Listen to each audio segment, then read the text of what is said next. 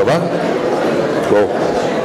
Bien, on a encore pas mal de thématiques à vous présenter, donc par respect aussi pour ceux qui vont encore nous suivre, je vous demanderai de vous installer parce que sinon ça va durer beaucoup trop longtemps. Donc si vous pouviez soit de vous installer, soit aller au bar, soit aller vous promener place Flagey, mais qu'on ait un calme relatif dans cet auditoire, ça serait sympa. Parce que je ne sais pas les quantièmes nous sommes, mais je pense qu'il y en a encore une bonne série après nous.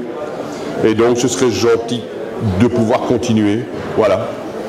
Merci de vous installer, merci de faire un petit peu de silence, et puis on va pouvoir continuer la présentation.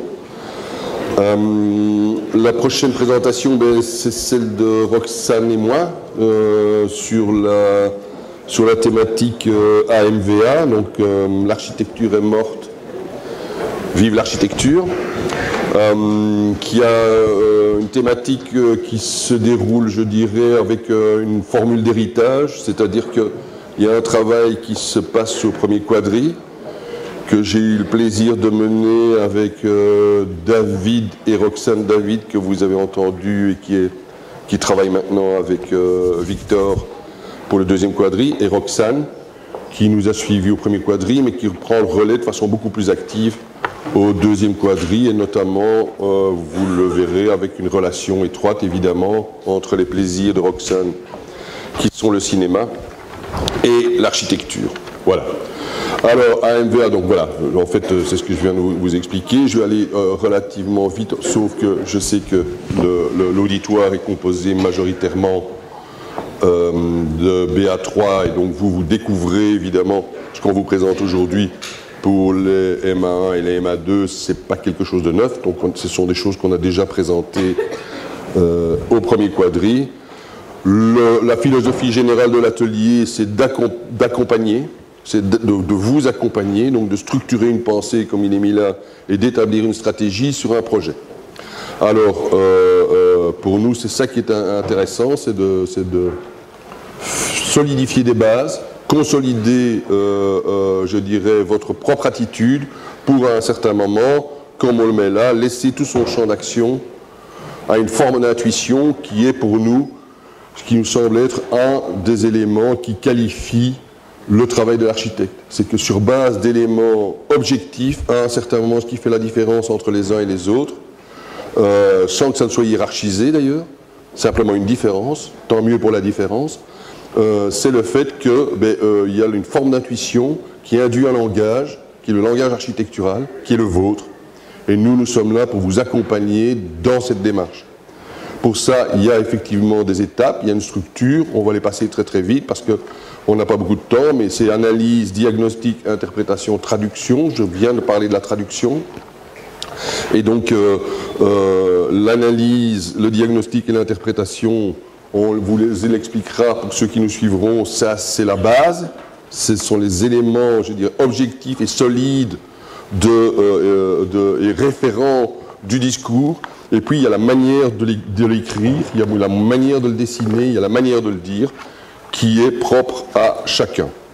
Pour ça, il y a des protocoles sur la conversation justement, des protocoles de recherche par exemple, qui sont assez connus, les protocoles de l'erreur. Dans certaines disciplines, on va sciemment vers l'erreur, ou ce qui est considéré comme une erreur pour sortir du champ de ce qui est considéré comme la vérité qui n'existe pas. Et donc on va sciemment vers l'erreur, et puis on se rend compte qu'effectivement, soit c'est pas une erreur, mais ce n'est pas encore une vérité, ou en tout cas ce n'est pas encore quelque chose de communément admis, soit c'est quelque chose qui peut rentrer dans le champ du commun, de l'héritage collectif, et alors on élargit, je dirais, le champ des connaissances, et on élargit le champ des possibles. Et c'est ça qui est important pour nous. Et pour ça, il y a des protocoles d'élaboration qui sont assez classiques, et que nous vous aiderons en vous accompagnant, mais ce sont des éléments qui ne vont pas vous étonner parce qu'il est évident que l'enseignement que vous avez reçu maintenant depuis 2 ans et demi pour les BA3 et plus pour les MA1 et les MA2 vous ont déjà complètement aguerri à ce type de protocole. Donc là, il n'y a rien de neuf, c'est simplement une synthèse de ce que vous avez déjà pu avoir comme enseignement, comme exercice et comme manière de dire dans les années précédentes. Les moyens, ils sont divers, hein, donc, mais pour nous, ce qui est important, c'est aussi le dessin à main levée, mais d'utiliser aussi tous les outils de l'analyse. Et donc, ce qui est très très important pour nous, c'est de ne pas avoir la trouille de poser le crayon sur le papier. Et donc, nous n'avons pas besoin de beaux dessins, nous avons besoin de graphismes qui disent. Le graphisme, je dirais, avec de la volonté, avec le plaisir de dire. Si ils sont bien dessinés, on ne va pas vous emmerder, évidemment, mais l'objectif, surtout, c'est à un certain moment de pouvoir avoir, je dirais, les guts de mettre un crayon sur le papier. Donc ça, c'est pour nous très, très important. D'autant plus que, d'expérience, on sait aujourd'hui que dans le travail collectif des bureaux d'architecture, c'est ceux qui ont le réflexe de prendre un bout de papier dans une corbeille, de le déposer sur un bureau, de prendre une pointe bic ou un feutre qui traîne et d'établir les premières idées rough comme ça, qui sont ceux qui mènent la réflexion, même s'il est alimenté par tout le groupe, puisque aujourd'hui, le métier d'architecte devient de plus en plus un métier collectif et un métier de conversation. Voilà. Et tout ça en essayant de calibrer au mieux, je dirais, l'énergie que l'on va dépenser. Il ne s'agit pas de faire de l'architecture une religion, il s'agit de faire de l'architecture un plaisir. Donc, l'hédonisme de l'architecte est quelque chose pour nous qui est important, la paresse aussi. La paresse est une forme d'intelligence parce qu'elle permet de calibrer l'effort par rapport au résultat. Alors, ne croyez pas que nous nous comprenez pas mal, on ne cote pas inversement à la qualité du projet dans notre thématique, mais en tout cas, on essaye de pointer de manière la plus ciblée possible où mettre l'énergie pour continuer à avoir du plaisir. Pour ça, c'est très très important pour nous. On reviendra sur certains éléments, là on vous parle de Manhattan Transcript, de Tchoumi, mais l'architecture c'est non seulement le lieu, mais c'est l'événement qui se passe dans le lieu. Donc ce qui est important, c'est et là nous rejoignons le cinéma et nous rejoignons je dirais les plaisirs et l'apport, je dirais, de Roxane sur son option notamment architecture et cinéma. Et donc le mouvement, l'événement, l'histoire, elle en parlera certainement. Tu vas en parler maintenant ? Oui. Voilà. Je peux juste corriger un mot pour ça. En disant qu'en effet, la caméra... Ah merde, tu dois prendre mon truc ici, qui fait des grands signes. Et oui, je vais parler au bouquet de micros. Donc en fait, juste pour dire que la caméra va nous accompagner début jusqu'à la fin de l'exercice, dans l'idée que la caméra est à la fois un moyen de transmission d'idées, mais aussi là, un moyen de construction d'idées à partir de choses trouvées, des idées trouvées, des clichés que vous avez entendus et peut-être aller un peu plus loin que ça. Il ne faut pas oublier que nous allons travailler à Molenbeek.